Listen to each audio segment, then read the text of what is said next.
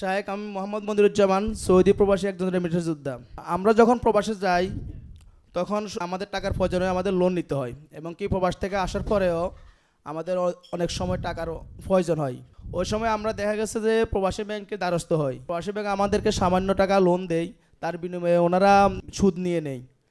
আপনার মাধ্যমে আমরা সরকারের কাছে অনুরোধ জানাবো যে আমাদের জন্য এই সুদটা যেন না নেই আমাদের থেকে, কারণ আমরা এখানে হারামের মধ্যে জড়ে যেতেছি এবং কি আমাদের লোনগুলো পরিশোধ করতে একটু কষ্ট হয়। তো আপনার মাধ্যমে যেন সরকারের কাছে আমরা অনুরোধ যেন এটা যেন আমাদের থেকে না নেই।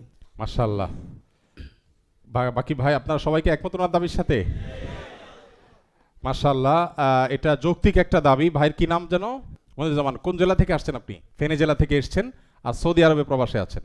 মাশাআল্লাহ, মনিরুজ্জামান ভাই যে দাবি করেছেন সে দাবিটা খুবই যৌক্তিক। আমার মনে হয় যে আপনারা সবাই একমত। তার দাবির খোলাসা হলো তিনি বলতে চেয়েছেন প্রবাসী কল্যাণ ব্যাংক থেকে প্রবাসীদের কল্যাণে অনেক কাজ করা হয়। এর মধ্যে একটা হচ্ছে প্রবাসীদেরকে লোন দেওয়া হয়। অনেক প্রবাসী প্রবাস থেকে আসার পর তাদের দেখা যায় যে লোন নেওয়ার দরকার হয়।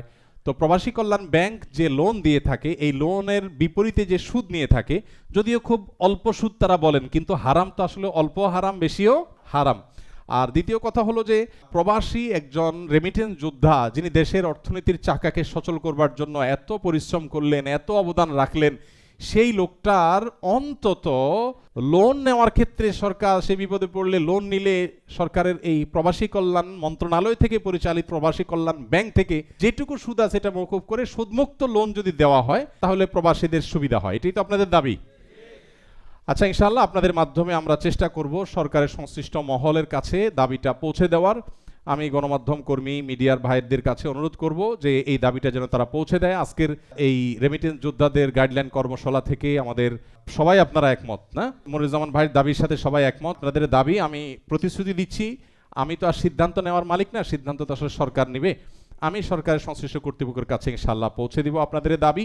আমি আশা করি যে বর্তমান ইন্টারিম গভর্নমেন্ট তত্ত্বাবধায়ক সরকার ইনশাআল্লাহ তারা সর্বোচ্চ চেষ্টা করবে। আমি উপদেষ্টা মহোদয়, প্রবাসী কল্যাণ মন্ত্রণালয়ের উপদেষ্টা মহোদয়, তার কাছে আমি পৌঁছে দেওয়ার চেষ্টা করবো ইনশাআল্লাহ। আমি যদিও ইতিমধ্যে আপনাদেরকে জানিয়ে রাখি, আমি ওনাকে বলেছিলাম যে প্রবাসী কল্যাণ ব্যাংক থেকে সুদমুক্ত লোনের ব্যবস্থা করা হোক প্রবাসীদের জন্য।